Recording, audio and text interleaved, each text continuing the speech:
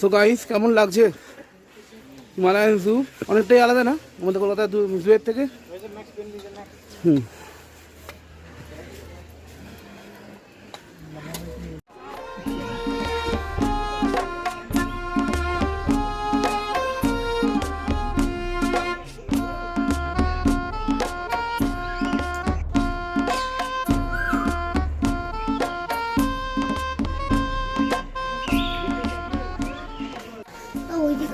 Here's the Macau. See, sitting over there.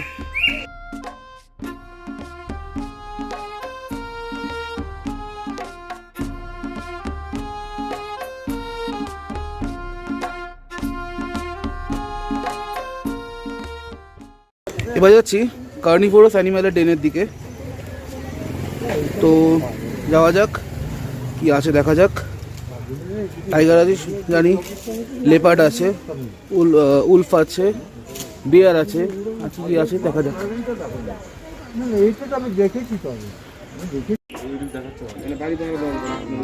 শিয়াল, মানে আছে Fox, Jekyll, Himalayan Jekyll exercise করছেন, বডি ফিট রাখছে হিমালয়ান জ্যাকল এখন।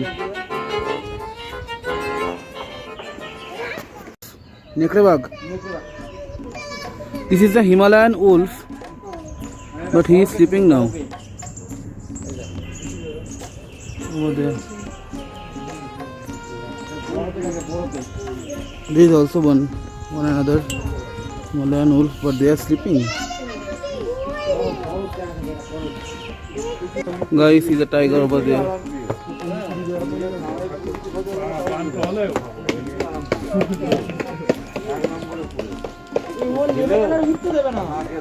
Here is a snow leopard, but in the distance there.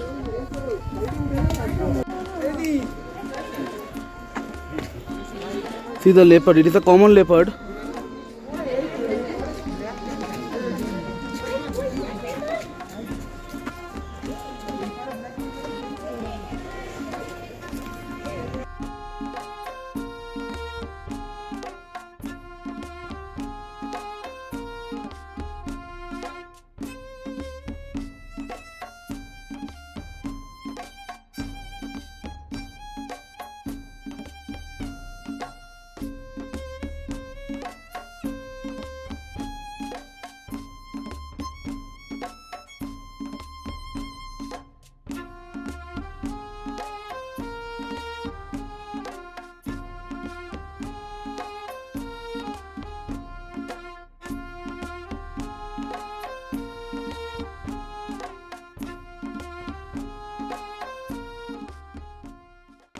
This is the Black Panther.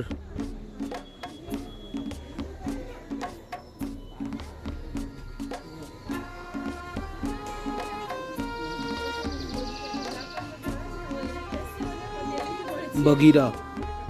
Hi Bagheera. So guys, today's vlog from the Darjeeling Zoo is over. Now I am heading towards the mall again. Let's see what we find there.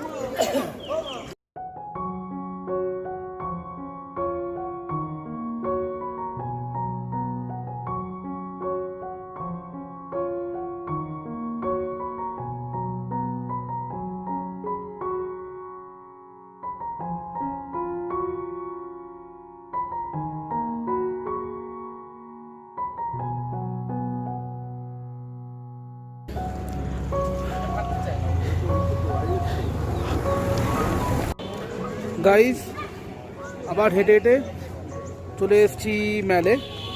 একটা জিনিস proof করে যে আমার স্মৃতি কতটাও নড়বড়ে নয়। হ্যাঁ, পাটা 3বার ভাঙা ঠিকই, বাট চড়াই উতরাই এখনও চালিয়ে দিতে পারি। মানে এখান থেকে জু অনেকটাই রাস্তা, এবং ওটা মানে ফেরার সময় সবটাই চড়াই, তো এখনও পারি।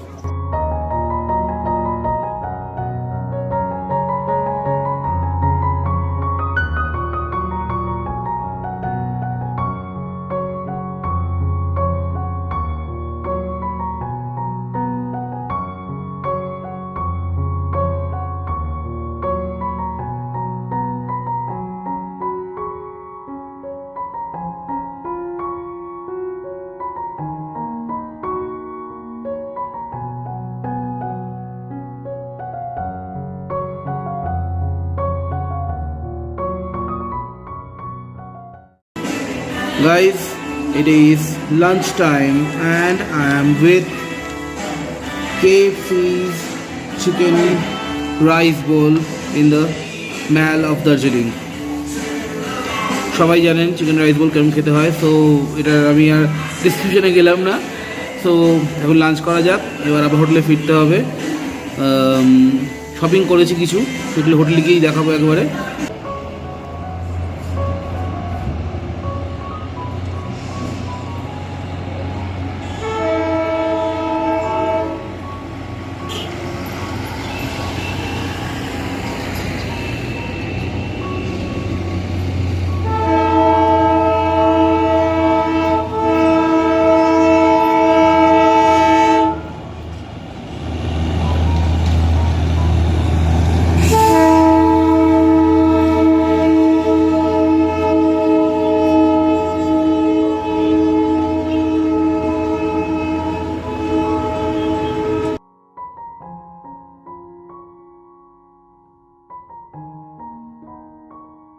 সো গাইস, আবার হোটেলে ফিরে এসেছি। কিছু ছোট টিপস দিতে চাই আমি আপনাদের, বিশেষ করে যারা সোলো ট্রাভেল করছেন তাদেরকে। ধরুন যারা দার্জিলিংয়ে থাকছে, মানে দার্জিলিং প্রপার টাউনে একদম ম্যালের কাছেই যারা থাকছে, তাদের জন্য তো কোনো প্রবলেম নেই ব্যাপারটাতে। কিন্তু যারা মানে দার্জিলিং থেকে একটু দূরে, যেমন ধরুন ডালি বা ঘুম, এসব জায়গায় যারা যারা থাকবেন, তাদের জন্য হয়তো আমার ইনফরমেশনটা কাজে লাগলেও লাগতে পারে। আজকে আমি ঠিক করেছিলাম দার্জিলিংয়ে আজকে আমি কোনো রকম গাড়ি ভাড়া করব না, এবং সেক্ষেত্রে আমি আছি এখন ডালিতে, মানে আমার হোটেলটা আছে ডালি ফাটাক বলে একটা জায়গায়, ঘুম আর দার্জিলিংয়ের মধ্যিখানে। তো আমি যাওয়া আসা দুটোই আমি শেয়ার গাড়িতে করি, মাত্র 15 টাকা করে। ইয়েস, মাত্র 15 টাকা করে নিয়েছে আমাকে এখান থেকে দার্জিলিং থেকে আবার ডালি। হ্যাঁ, এখান থেকে গাড়ি পাওয়াটা যেতে খুব একটা অসুবিধা হবে না। তবে হ্যাঁ, যারা নতুন, যারা দার্জিলিং কখনো আসেননি, যারা দার্জিলিংয়ে কখনো আসেননি, তাদের জন্য হয়তো ফেরার সময় একটা প্রবলেমেটিক হতে পারে, ব্যাপারটা একটু ক্যাওটিক হতে পারে যে গাড়িটা খুঁজে পাবো কোত্থেকে বা কিছু। তো তাদের জন্য আমি বলে দেবো, কোনো ভয় পাবেন না। Just ask the traffic police, যেরমভাবে বলবে ওরা, ঠিক সেরমভাবে আপনারা যাবেন। একদম প্রপার জায়গায় গিয়ে উঠবেন, সোজা ওখানে চলে যাবেন, গিয়ে বলবেন আমি ডালি যাব। একদম 15 রুপিস নেবে, নিয়ে আপনাকে নামিয়ে দেবে। লোকালদের সঙ্গে আপনি আসতে পারবেন।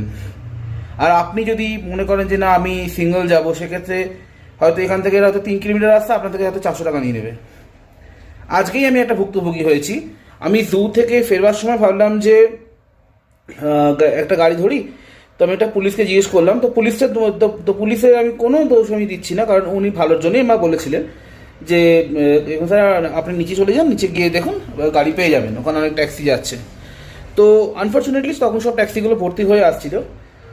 তো আমি এমনি একটা গাড়িকে হাত দেখালাম, তো দাঁড়ালো। আমি বললাম যে এখান থেকে ম্যাল যাবো, ওটা মানে জু থেকে ম্যাল ম্যাক্সিমাম 3 কিলোমিটার রাস্তা, তাও নয়, গাড়িতে 2.5 কিলোমিটার। আমাকে বললো 400 টাকা, বললো ওয়ান ওয়ে, ঘুরে যেতে হবে, অনেক কিছু বললো। আমি বললাম ওকে, থ্যাংক ইউ মে গো। আমার একটু কষ্ট হয়েছে, ওটা তো হবেই পাহাড়ি রাস্তায়, বাট তাও আমি হেঁটে এসেছি। শুধু এতগুলো টাকা দেওয়ার কোনো মানে হয় না ওইটুকু রাস্তায়। আর এরা না বুঝে যায়, মানে কে লোকাল কে ট্যুরিস্ট সব বুঝে যায়। তো সেই মতো আপনারা চলবেন এবং সেই মতো আপনারা বুঝে শুনে পদক্ষেপ করবেন। আপনারা যদি মনে করেন হ্যাঁ আমরা লাইভিশলি ঘুরবো, সেটা সম্পূর্ণ আপনাদের ব্যাপার। কিন্তু যারা সোলো ট্রাভেল করছে, বিশেষ করে যারা ইউটিউব ব্লগার, যারা নতুন শুরু করছে ব্লগিং, বা যারা নতুন ঘুরতে আসছে সোলো বা দুজন, তো তাদের জন্য হয়তো এইভাবে গাড়ি ভাড়া দেওয়াটা একটু চাপের হয়ে যেতে পারে। আর শুধু দেওয়াই বা কেন, যতই আমাদের টাকা পয়সা থাক, শুধু দেওয়ার তো কোনো মানে হয় না। এগুলো তো বেকার, মানে 2-2.5 কিলোমিটার রাস্তার জন্য আমি 400 টাকা দেবো কেন? তো এটাই হচ্ছে ব্যাপার। তো শুধুমাত্র জাস্ট আস দ্য পুলিশ, তারাই আপনাদের গাইড করে দেবে। ইভেন লোকাল পিপলরা প্রচণ্ড হেল্পফুল, যাকে জিজ্ঞেস করবেন সেই বলে দেবে। দার্জিলিংয়ে এই একটা জিনিস আছে যে এখানকার লোকাল পিপলরা খুব ভালো, যাকে আপনি জিজ্ঞেস করবেন যে দাদা কোন দিক দিয়ে যাবো, কোথা দিয়ে যাবো, সব বলে দেবে ওরা। তো it may be helpful for the new blogger who are starting their blogging in YouTube, or even the solo traveler who is to travel solo, or মানে দুজন লোক ঘুরছেন হয়তো, তো তাদের জন্য এই ইনফরমেশনটা হয়তো কোনো কাজে লাগলেও লাগতে পারে। Just 15 rupees from Dali to ঘুম two Dali, and maybe per head 25 rupees from Ghum to Darjeeling and Darjeeling to Ghum. So that's all, and that's all about my information about the Darjeeling local tour. Guys, as I told you, আমি কিছু অল্প কিছু shopping করেছি, সেটা দেখাচ্ছি আপনাদেরকে। ওখানে বড্ড ভিড় ছিল, তাই ওখানে ব্লগ করতে পারিনি। সামান্য দিস আমব্রেলা, এই আমব্রেলা কিনেছি in 150 bucks only from Darjeeling. मैल का जो मार्केट है, मैलेর যে মার্কেটটা আছে ওইখান থেকে কিনেছি। সো দিস আমব্রেলা, আর এখান থেকে কিনেছি সোয়েটার ফর মাই কুটুস। এটা হচ্ছে কুটুসের জন্য সোয়েটার, এটা আমার কুটুসের সোয়েটার। কেমন হয়েছে জানাবেন, এটা কুটুসের সোয়েটার। আর কিনেছি এখানে কিছু সুভেনির আমার মাসিদের জন্য, আমার জন্য কিছু কিনি। এই বুদ্ধা যে ফ্রিজের মানে ফ্রিজ ম্যাগনেট, এগুলো কিনেছি। ফ্রিজ ম্যাগনেটগুলো 3টে আমার 3 মাসির জন্য, this one and this one। এই ফ্রিজ ম্যাগনেট 3টে কিনেছি আমার 3 মাসির জন্য। এই জাস্ট কিনেছি। আর ইচ্ছা আছে কালকে যদি শেয়ার গাড়িতে যেতে পারি, একটু তাড়াতাড়ি যদি যেতে পারি শিলিগুড়িতে, তাহলে শিলিগুড়ি মানে এনজিপি স্টেশনে যাওয়ার আগে একটু শিলিগুড়ি মানে যেটা এতে যাব, শিলিগুড়ির যে বিধান মার্কেট যেটা আছে ওইখানে একবার যাব, মানে হংকং মার্কেট যেটাকে আমরা সবাই চিনি ওই নামে হংকং মার্কেট। তো ওইখানে একবার যাবো। আমার মা ফোন করে বলছে আমার ট্রেনের সাথে নেই, বাট আমি এখন চলে এসেছি, আর আমার দার্জিলিং এখানে সম্ভব না, আর সন্ধ্যে হয়ে গেছে। তো কালকে ওই হংকং মার্কেট থেকে দেখবো একটা ছাতা কিনতে পাওয়া যায় কিনা, আর একটু চকলেটস কিনবো আমার সব স্টুডেন্টদের জন্য। আমি টিচার, আমি আগেই বলেছি। তো আমার স্টুডেন্টরা বাড়ির মানে যারা বাড়ির স্টুডেন্টরা আছে মানে সব হাঁ করে বসে আছে আমি কখন যাবো, কী আনবো। তো ওদের জন্য একটু চকলেটস নেবো, হংকং মার্কেটে খুব ভালো চকলেট পাওয়া যায়। তো এগুলোই কিনবো, এই আর কি। দেখা যাক আর কি হয়। Dinner time guys. আজকে আমার special menu, yes, non veg chowmein in Tibetan style. আজকে খাবার নিয়েছি হোটেলেরই, এই পাহাড়ি সোল হোমস্টেরই হোটেলের পাহাড়ি সোল হোমস্টেরই খাবার নিয়েছি, ডিনার নিয়েছি। কালকেও নিয়েছিলাম, কারণ এই ঠান্ডায় কোথাও যাওয়া সম্ভব নয় রাত্রিবেলা, বিলিভ মি, প্রচণ্ড ঠান্ডা। তো এটাই খাওয়া যাক, খেয়ে বলছি কেমন লাগলো। আমি আজকে খুব ভুকা আছি, সেরকম কিছু খাওয়া হয়নি, সন্ধ্যা থেকে শুধু চা খেয়েছি। টু মাচ ভুক্কার হ্যাঁ how much. Wow, nice and big pieces of chicken, nice and big chunks of chicken are there।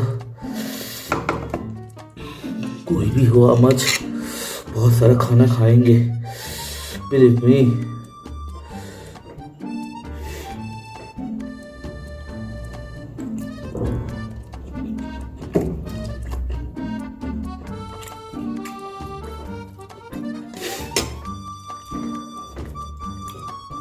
এটা আমার একটা জেনারেলাইজ, যে আমি দেখেছি যে কোনো একটু ভালো বড় বড় নাম করা হোটেল বা রেস্টুরেন্টে তারা খাবারে নুন সামান্য কম দেয়। আমি আগের দিন বারবিকিউ নেশনের খেলাম, আপনারা দেখে হচ্ছেন ব্লগিংয়ে, আমি সেদিকে কিছু বলিনি, বাট নুনটা একটু কম ছিল সব কিছুতে। নুনটা জাস্ট অনলি দ্য সল্ট, মানে সল্ট ছাড়া সব কিছু একদম পারফেক্ট ছিল। আজকেও এখানে দেখছি এদের খাবারে নুনটা একটু কম। আমি এর আগেও অনেকগুলো রেস্টুরেন্টে খেয়েছি, পিটার ক্যাট, ওদেরও দেখেছি ওরাও নুনটা একটু কম।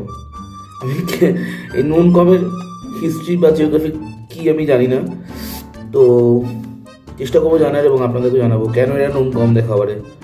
এগুলো সব ভালো ভালো শেফ, মানে সব মানে well qualified and experience chef হয়। মানে কলকাতা থেকে সব পিটার ক্যাট বলুন, বার্বিকিউ নেশন বলুন, মেনল্যান্ড চায়না বলুন, অত দুর্দান্ত সব শেফ হয়। তো তারপর এই নুন কমের হিস্ট্রিটা কেন, এটা জানতেই হবে গাইস, কেন নুন কম হয়। Good morning guys, this is the last day of my trip and I am from Darjeeling. I am blogging from Darjeeling. আজকেই ফিরে যাব শিলিগুড়ি এবং রাত্রে ট্রেন দার্জিলিং মেল।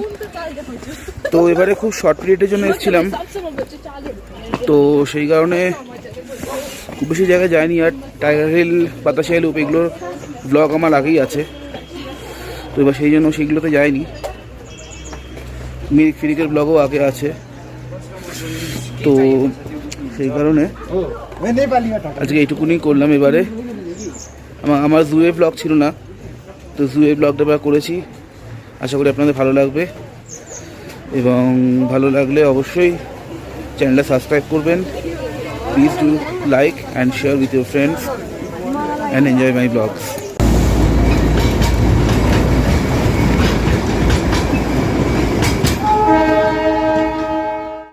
বাড়ি এবং পাহাড়ের সঙ্গে আমার যে ভালোবাসার সম্পর্ক, তা যেন রবীন্দ্রনাথ ঠাকুরের লেখা শেষের কবিতার অমিত, লাবণ্য এবং কেতকীর ভালোবাসার সম্পর্কের মতো। শুনে নেওয়া যাক অমিতের কী বক্তব্য ছিল।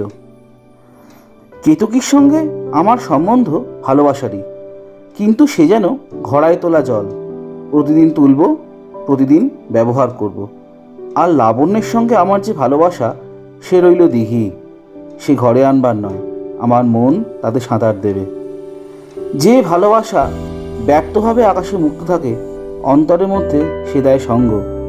যে ভালোবাসা বিশেষভাবে প্রতিদিনের সঙ্গে সব কিছুতে যুক্ত হয়ে থাকে, সংসারে সে দেয় আসঙ্গ। এই দুটোই আমার চাই, আমারও ঠিক তাই।